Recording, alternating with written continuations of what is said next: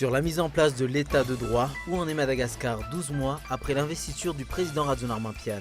Si le dépôt de la déclaration de patrimoine était un des critères de notation, la note est au-dessous de la moyenne pour la grande île. On attend la promulgation du décret d'application obligeant la sphère politique à suivre cette procédure administrative.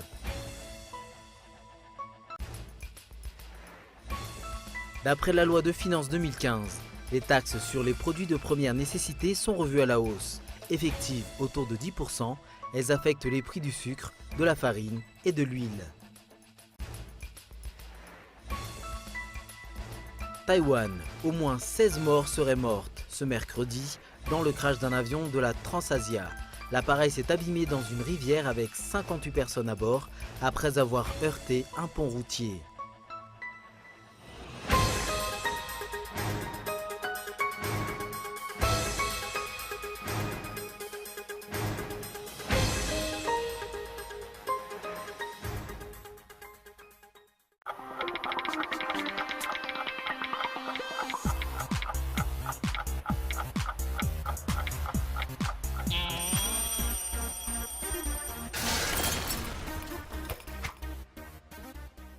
Et c'est parti, on va voir ce qu'on va voir. Oh mais regardez cette passe, ça va très vite, on se régale. On en prend vraiment plein les yeux.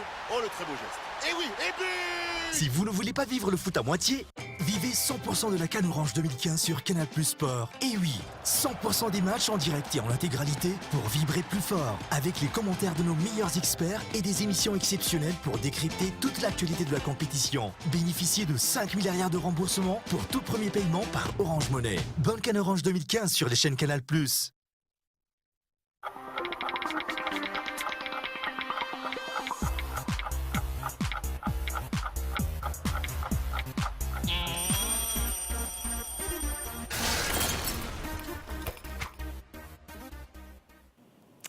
Bonsoir à tous et bienvenue dans ce journal. 3 nouvelles résolutions de la Haute Cour constitutionnelle ce 4 février. L'ancien ministre de la Culture, Njenarsou Vanalarouy, reprend donc sa place de député du district de Brickaville. Le mandat de député de Madagascar, de député de Rakutman, donc Soulnirina Djambelvouloul s'arrête à compter de la date du présent arrêt. Par ailleurs, la HCC déclare la loi numéro 2015-001 relative au Haut Conseil pour la défense de la démocratie et de l'état de droit est donc déclarée conforme à la Constitution. Et enfin, toutes les dispositions de la loi numéro 2015-006 modifiant et complétant certaines dispositions de la loi numéro 2012-011 du 13 août 2012 portant Code malagasy de l'aviation civile sont déclarés conformes à la Constitution.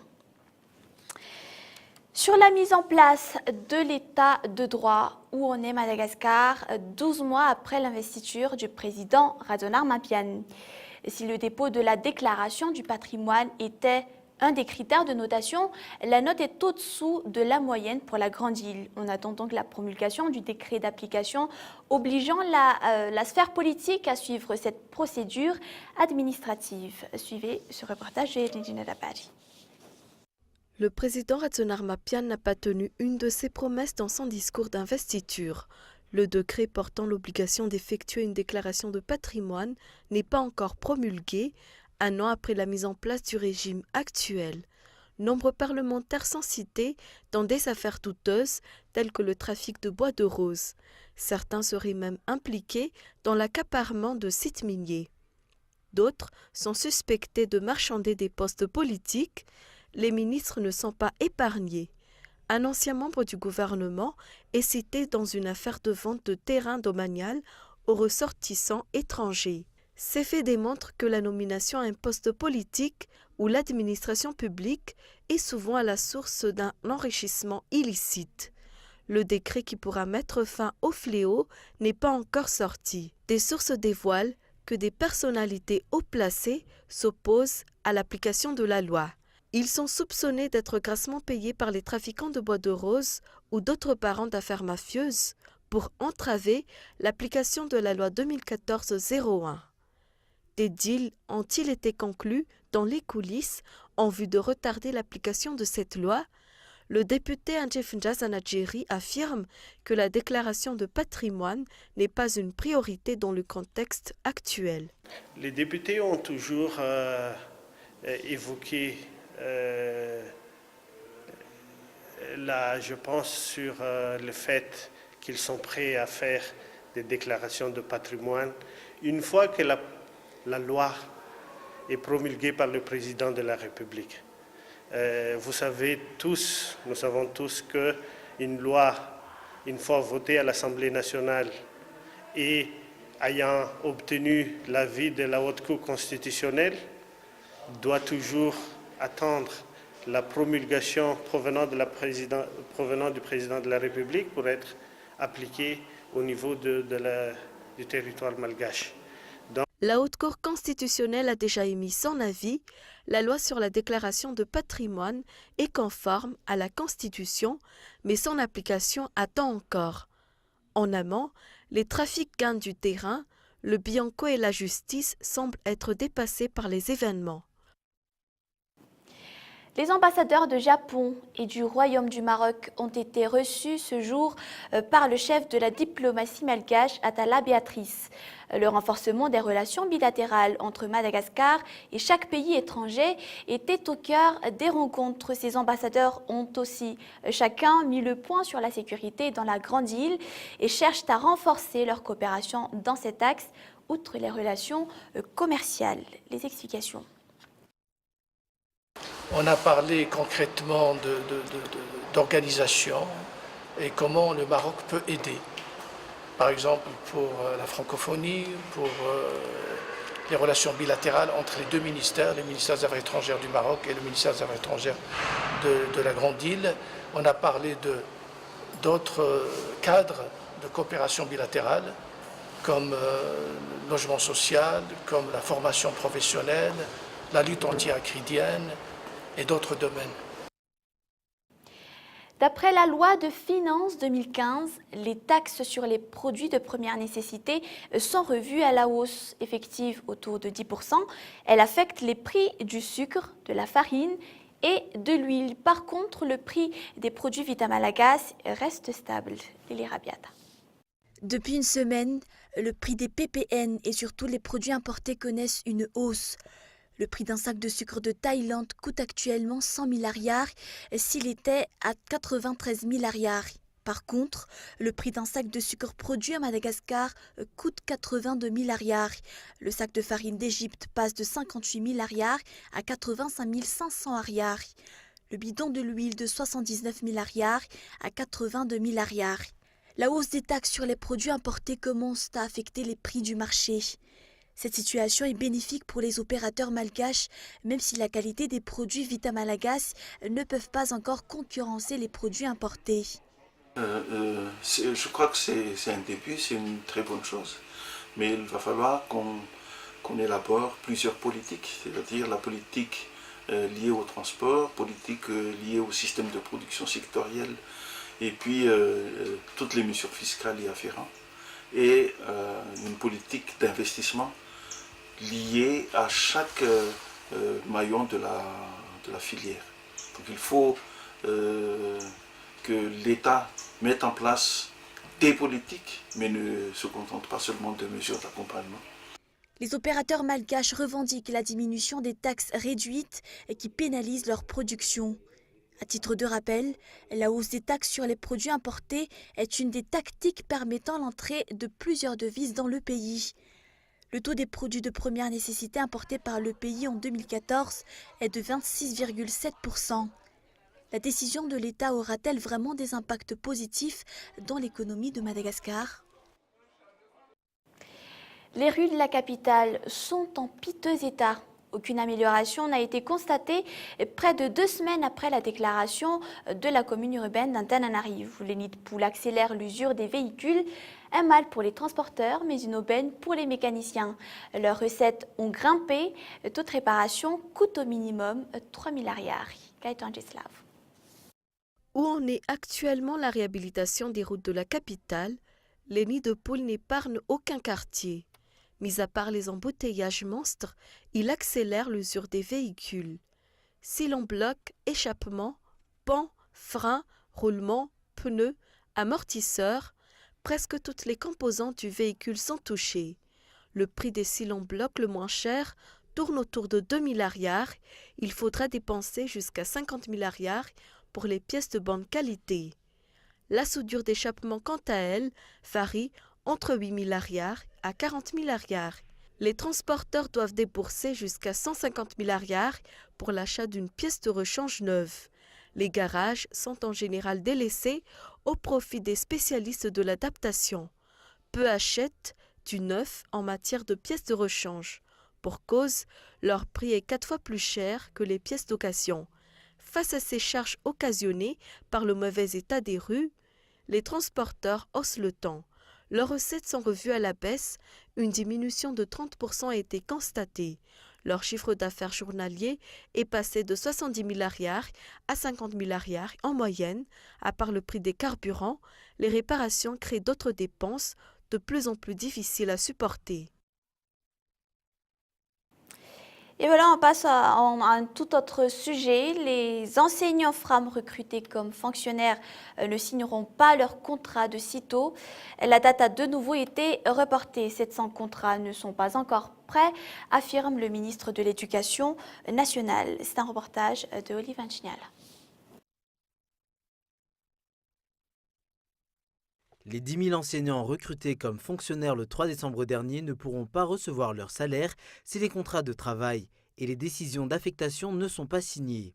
Les 10 000 postes budgétaires ont été prévus depuis le début de l'année 2014. Seuls 7 000 enseignants FRAM sont actuellement en activité. Les 3 000 enseignants restants de l'école normale supérieure attendent avant de se mettre au travail. 7% des contrats ne sont pas encore prêts, affirme Paul Rabart, ministre de l'Éducation nationale, si cela a été prévu pour la fin du mois de décembre dernier. Paul Rabart affirme que la remise officielle des contrats est reportée pour la fin de ce mois. Par ailleurs, la deuxième liste des prochains 10 000 enseignants sortira au début du mois de mars. Y aura-t-il un nouveau report ? Et nous passons aux actualités internationales. L'auteur de l'agression de 3 militaires en faction devant un centre communautaire juif hier à Nice, au cours de laquelle 2 soldats ont été blessés, était connu donc des services de renseignement français. Âgé de 30 ans, le dénommé Moussa Koulibaly, originaire de la région parisienne, avait été condamné à 6 reprises entre 2003 et 2012 pour vol et usage de stupéfiants, principalement Mulhouse, où il a vécu. Il n'aurait a priori aucun lien avec Amédi Koulibaly, l'auteur de la fusillade de Montrouge et de la prise d'otage au supermarché Cacher à Paris les 8 et 9 janvier dernier. France 24. Tuer des militaires. Mais finalement, Moussa Koulibaly, 30 ans, n'a réussi qu'à les blesser avant d'être maîtrisé. Pansement sur le visage et sur les bras, les 3 soldats touchés par les coups de couteau récupèrent peu à peu, réconfortés par le ministre de la Défense. Vous avez fait preuve de beaucoup de sang-froid, beaucoup de courage et beaucoup de sang-froid. Moussa Koulibaly le voici hier soir, entouré de policiers, à la sortie de l'hôtel niçois où il logeait depuis quelques jours. Au même moment, en région parisienne, à Mantes-la-Jolie, ville d'origine du jeune homme, son domicile est perquisitionné. Sa mère, sa sœur et un de ses frères sont interpellés pour être entendus. À l'origine simple délinquant, Moussa Koulibaly, qui n'a aucun lien avec Amédi Koulibaly, avait été repéré par les services de renseignement mi-décembre. À cause de son comportement suspect dans cette salle de sport des Yvelines, il ne supportait pas la nudité des clients dans les vestiaires, comme en témoigne cet habitué. Le mec, il s'en est pris à un autre gars de la salle, il l'a traité de chien parce qu'il était en train de se changer. Moi, je le voyais quand je faisais du sport, il était un peu fermé sur lui-même, il parlait à personne. Certes, on ne se connaît pas tous, mais au moins, on se dit bonjour. Moussa Koulibaly avait peut-être comme projet de rejoindre la Syrie, car le 28 janvier, il se rend dans une agence de voyage à Ajaccio en Corse et demande un aller simple pour la Turquie. Le lendemain, il prend l'avion direction Istanbul, mais les policiers français le trouvent suspect et demandent aux autorités turques de le refouler. Moussa Koulibaly est donc intercepté à l'aéroport et renvoyé à Rome, puis Nice, où il est entendu par des policiers de la DGSI. Il a pu être auditionné par la Direction générale de la sécurité intérieure qui, à ce moment-là, n'a pas détecté ni d'actes répréhensibles, il n'y en avait pas, sa situation n'était pas judiciarisée, ni de tentative de passage à l'acte. Moussa Koulibaly est donc relâché, mais les policiers surveillent quand même ses déplacements et ses fréquentations. Pas suffisant pour empêcher son passage à l'acte soudain, hier, en début d'après-midi. Un avion de la compagnie taïwanaise Transasia Airways s'est abîmé dans une rivière aujourd'hui dans la capitale de Taipei à Taïwan avec 58 personnes à son bord. La TR-72-600 effectuait un vol intérieur lorsqu'il a heurté un pont routier. 16 personnes au moins ont été tuées selon les autorités taïwanaises. C'est toujours un reportage de France 24. Ces images, filmées par une caméra installée à bord d'une voiture, témoignent de la violence du crash. Vers 11h, heure locale, l'avion vient de décoller de l'aéroport de Taïwan lorsqu'il perd de l'altitude, puis percute une autoroute surélevée avant de plonger dans une rivière. Une importante opération de sauvetage est immédiatement mise en place pour dégager les 53 passagers et 5 membres d'équipage qui voyageaient à bord du vol GE235. Secouristes, pompiers et soldats s'affairent pour extirper au plus vite les passagers pris au piège à l'intérieur de la carlingue. Embarqués à bord de canots de sauvetage, les rescapés sont ensuite acheminés jusqu'au rivage. Les opérations de secours se sont poursuivies jusqu'à la tombée de la nuit. Les boîtes noires ont été récupérées et devraient permettre d'en savoir plus sur les raisons du crash dans les prochains jours. Nous avions notre protocole de sécurité suivant des réglementations très strictes. Nous allons faire de notre mieux pour savoir ce qui a causé le crash de cet avion dernier modèle. Mais je ne veux pas spéculer pour l'instant. Il s'agit du deuxième accident subi par la compagnie taïwanaise Transasia. Fin juillet, 48 personnes avaient déjà péri dans le crash d'un vol intérieur. Et un petit rappel des points que nous avons vus ensemble dans ce journal. Si le dépôt de la déclaration de patrimoine était un des critères de notation, la note est au-dessous de la moyenne pour la Grande Île. On attend la promulgation du décret d'application obligeant la sphère politique à suivre cette procédure administrative. D'après la loi de finances 2015, les taxes sur les produits de première nécessité sont revues à la hausse, effective donc autour de 10%. Elle affecte les prix du sucre, de la farine et de l'huile. Par contre, le prix des produits Vita Malagas reste stable. Et enfin, les routes de la capitale sont en mauvais état. Aucune amélioration n'a été constatée près de 2 semaines après la déclaration de la commune d'Antananarivo. Les nids de poules provoquent l'usure des véhicules. Un mal pour les transporteurs, mais voilà une aubaine pour les mécaniciens. N'oubliez pas que ce journal est visible sur notre site tv.cool.mg. Mais dans un instant, restez avec nous. Vous allez suivre 2 films. Le premier qui s'intitule L'interview qui tue et le deuxième Outlaw Prof. Voilà, c'est la fin de ce journal. Merci d'être resté avec nous. On se retrouve demain, toujours à partir de 20h45 sur Cool TV, bien évidemment. Je vous souhaite de passer une excellente soirée. Au revoir.